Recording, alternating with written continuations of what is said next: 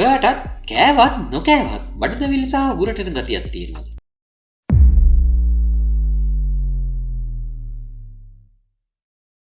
එහෙමනම් මේ වීඩියෝ එක ඔයාටමයි. අද අපි කතා කරන්නේ ලංකාවේ ගොඩ දෙනෙක් පෙළෙන ગેස්ට්‍රයිටිස් එහෙමත් නැත්නම් ආමාශයක තුවාල රෝගය ගැන. මේ රෝගය හැදෙන්නේ ඇයි?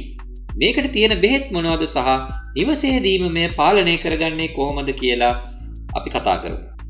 ગેස්ට්‍රයිටිස් කියන්නේ අපේ ආමාශයේ ඇතුළු පටලයේ ඇතිවන ප්‍රදාහයක්. එහෙමත් නැත්නම් තුවාල වීමක්. අපේ බඩේ කෑම දිරවන්න ඇසිඩ් නිපද වෙනවා.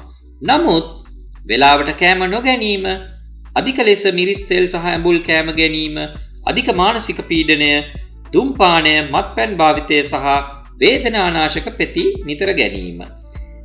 මේ නිසා මේ ඇසිඩ් ප්‍රමාණය වැඩි වෙලා ආමාශයේ බිත්ති තුවාල වෙනවා. මේ නිසා තමයි බඩ දැවිල්ල, බඩ පිපීම, උගරට අම්ලයම සහ වමනය වගේ ලක්ෂණ එන්නේ.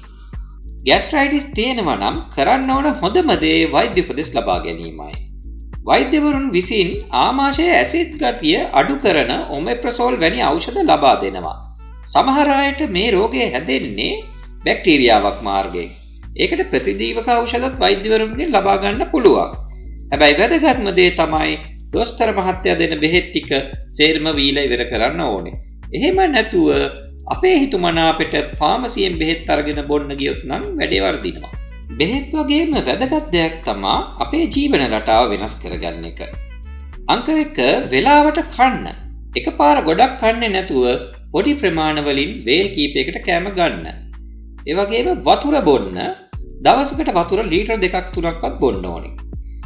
කෑම වර්ග අධික තෙල්, මිරිස්, ක්ෂණික ආහාර, කාබනේටඩ් බීම සහ කෝපි සීමා කරන්න.